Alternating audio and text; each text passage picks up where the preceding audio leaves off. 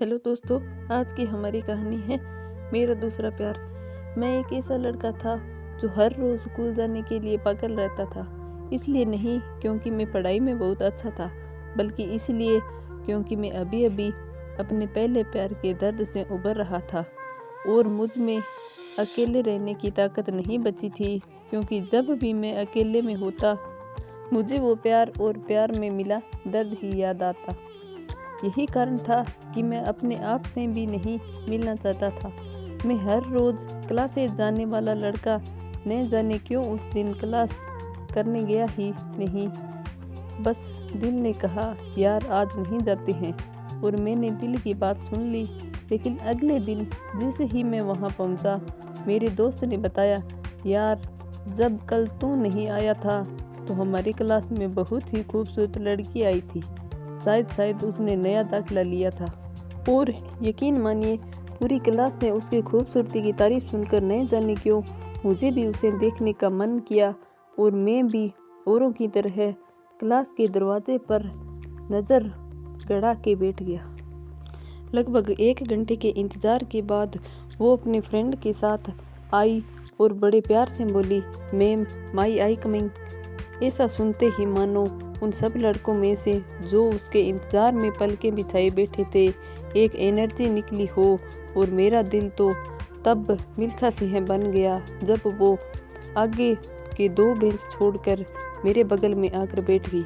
उस दिन मैंने पढ़ाई में भले ही कुछ न सीखा हो, लेकिन लड़कियों को देखकर बाल और शर्ट को ठीक करना तो लगभग सीख ही लिया था। अब मैं हर वक्त बस उससे बात करने की कोशिश में लगा रहता था, लेकिन वो तो आपने सुना ही होगा कि बस अब उससे न तो कुछ बात हो पाती और न ही उसके सामने जाने पर मेरी आवाज़ निकलती।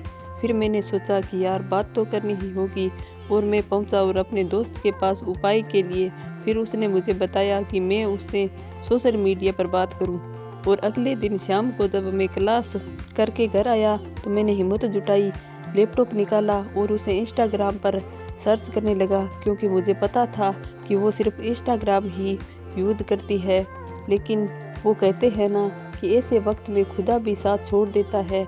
बस मेरे साथ भी कुछ ऐसा ही हुआ था, वो नहीं मिली। अब बस हर रोज़ मैं क्लास के लिए आता और हर रोज़ उसे इश्क हो जाता।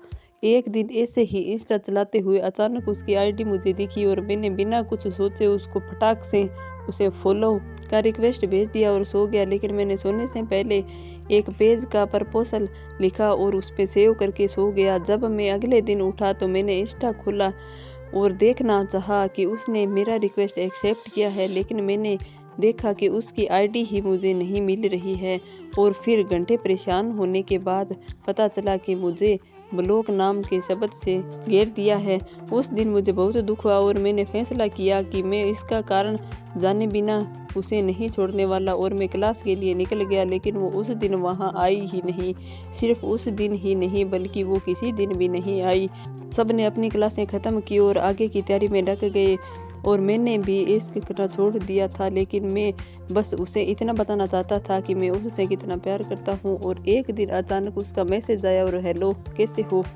मैंने कुछ देर सोचा और फिर रिप्लाई किया, मैं ठीक हूँ, तुम कैसी हो। उसने कहा मैं भी ठीक हूँ, और मैंने झट से उस मैसेज को कॉपी किया जो उस दिन उसके ब्लॉक करने के पहले मैंने लिखा था, और उसने भेजने के बाद बिना रुके उसे ब्लॉक कर दिया, क्योंकि शायद मेरे अंदर दोबारा नहीं सुनने की ताकत नहीं बची थी। इसी दुनिया में ज़रूरी नहीं कि जिसे तुम चाहो वो तुम्हारा हो, जीने के लिए तुम्हें उसी का सहारा हो। कश्तियाँ टूट जाती है, ज़रूरी तो नहीं होती कि हर कश्ती को किनारा हो।